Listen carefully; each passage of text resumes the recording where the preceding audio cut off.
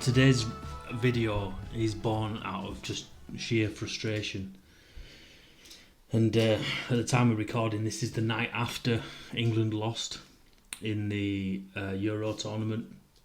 And so all the talk today has been about, apparently, all the talk today has been about the racism directed at certain players because of whatever happened in the sports ball. The frustration comes from the avenue that this always seems to come through is Twitter. I don't know how much abuse anyone has faced, or support or otherwise, but you watch Sargon's channel, his podcast, and it's all just responding to what people have said on Twitter. Like we've had Boris Johnson standing up saying, oh, well, the people who are saying this, yada yada. It's all just Twitter. And you have to ask the question, would Gareth Southgate and the England team have been involved in this ridiculous virtue signalling if it wasn't going to earn them brownie points on Twitter? It just leads you to wonder, how much of this is being orchestrated by Twitter? How much of this outrage culture that we've got? Because I can guarantee, I'd lived through the 90s. I grew up in the 90s, yeah. I was a young adult in the 90s, yeah. And there wasn't this kind of angst. England had nothing to do with race and literally nothing in the culture. It was like we'd moved beyond it. What Douglas Murray likens it to, the metaphor that he uses, is it's like a speeding train has come into a gentle stop in the station, only for it suddenly to speed off again at incredible velocity. And it's like we've done this. We were over this. Where has this angst come from? And it's come from Twitter. Now, so Twitter's full of maniacs. We know this. Most people who are right in their heads are not on Twitter. But you look at what else they're involved in. Yeah, we all know that. Right, I'm not going to try to explain to you how Twitter's just an arm of the Democratic Party. Anyone who knows half of anything knows that Twitter is just an arm of the Democratic Party. What they've done in censoring the president and censoring pretty much, it changes from week to week, or no matter what the ruling orthodoxy is this week, we're going to change who gets banned and who doesn't. How much I'm starting to think that Twitter aren't just an arm of the Democratic Party. They're not just political activists, which is obviously true. They're downright saboteurs. I think Twitter is an operation to sabotage the West. And so you've got to ask the question, who's behind this? Because we get like the hippie weirdo Dorsey there, and obviously he's loathsome, but who's behind him? Or who's co-opted him? Because whoever it is not a friendly force. And so you've got now, my kid is going into school tomorrow and they're going to be having lessons on race. Simply because of what's been going on with the England team. I don't watch football. Well, I didn't watch this tournament because my team were co-opted by leftism. So now my kid's going into school and they're going to be having lessons about race. And so what the hell are they going to be telling them? They're talking about Marcus Rashford is like some champion, and it's like talking about him as if he's some icon because of this whole England thing, and they just throw in the whole free school meals thing like it's just obviously that's a good thing. And all this Andy's advocating for free school meals. So these school meals, yeah. This plate of food that arrives at a child's plate who for some reason can't afford to have a meal. Has this food just materialised out of thin air? Are these farmers just giving up this food willingly for no? Oh, you can take that. I don't need to make a living. No, we know what free means. We know what free means. Free means that you're paying for it. It means I'm paying for it through our taxes. Basically, they're championing Marcus Rashford for being a socialist, and this is just taken in the stride like, oh well, this is obviously a good thing.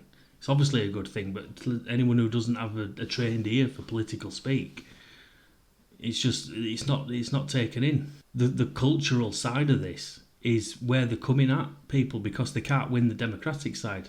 They couldn't win in November last year, so they had to do something about that.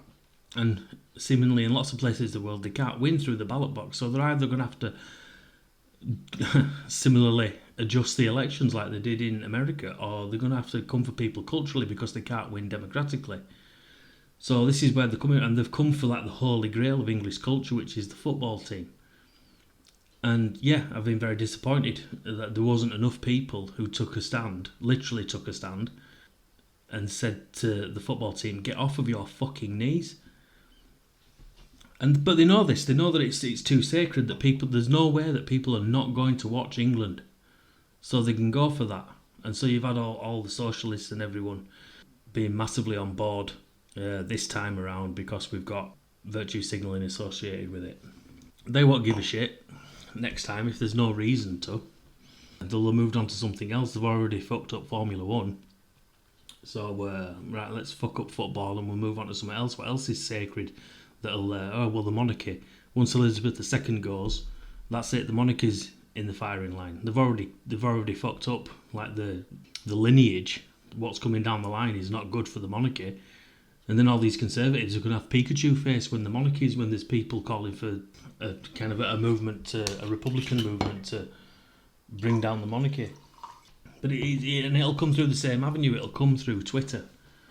And it's always said, oh, well, Twitter's it's very narrow reach. There's only 300,000 Americans on it or something, and there's more people in the rest of the world that are engaged on Twitter. And we know who's engaged on there. Even if you take into account like the low numbers, most of these people are like, even if you don't take into account the bot accounts, which there are many, as we've seen evidenced by people. How many of these are just corporate accounts, and how many are just politicians that are on Twitter through obligation? I'm not just talking about British or American politicians. I'm talking about the world over. It's become the modern soapbox where everyone can simultaneously get upon their soapbox and make clear their views, but not the views that are not approved. Obviously, the American government are just using this as a proxy to get around the Constitution and the First Amendment, so they can censor people without it actually being the government doing so. But where I'm from in England, we don't even have that protection. But they're coming for us culturally in England. And academic agent, you're at it as well. You're always saying, oh, well, on Twitter this was happening, and Sargon's saying, oh, well, look what happened on Twitter. And like, I find myself more annoyed watching Sargon's channel because his whole thing seems to be, well, look what this twat said. And he just plays a clip of the twat. It's like, I don't want to watch that twat. If I wanted to watch that twat, I would watch the BBC, I would watch Sky, I would have Twitter. I listen to you because I don't want to listen to these fucking maniacs. You want to talk about, like, let's focus our energies on one place. Concentrate all fire on Twitter. Twitter must die. It must die. It is a force for fucking enormous destruction. And all these culture war avenues, these things that are blown up like beyond all proportion, all come through this avenue. You start to wonder, how much would journalists have to write about? How much would TV have to broadcast about? How much content would certain YouTube channels have if Twitter didn't exist? And certainly life was better before Twitter. I think now's the time. If there's an area that needs all our attention focusing upon it, it is Twitter. For all its low engagement that it supposedly gets, it shapes the modern discourse immensely. It needs to die. It needs to die. And it dies by lack of oxygen. It dies by lack of engagement. If you're listening to this and you are on Twitter, delete it. I deleted it. I deleted it back in November when the American election was processed. And I get that there's a lot of guys that, I'm going to struggle for content if I don't have Twitter because look at what these motherfuckers have done. I'm sorry, but you're not helping. By giving Twitter the oxygen that it needs, good or bad, Twitter doesn't care. Oxygen is oxygen. You need to deprive it of oxygen. Change tack. Change from look what these twats have said on Twitter to look what's going on Twitter, and why is Twitter a malevolent entity? Twitter is a saboteur. I think it's a black op. It's a tool that's being used to disassemble Western culture, Western society. And even if you are on there saying, look how bad it is, you're still giving it oxygen. You know, if you were sat happily at home minding your own business, and an acquaintance kept running into your house saying, well, look what so-and-so said this time. It's unbelievable, it's outrageous. And you go, oh, right, okay. That is outrageous. Thanks for telling me. Bye bye. And then in next week they run in as well. Oh, you're not going to believe what this guy said. It's beyond belief. Oh right, yeah. Well, that's like you get pissed off.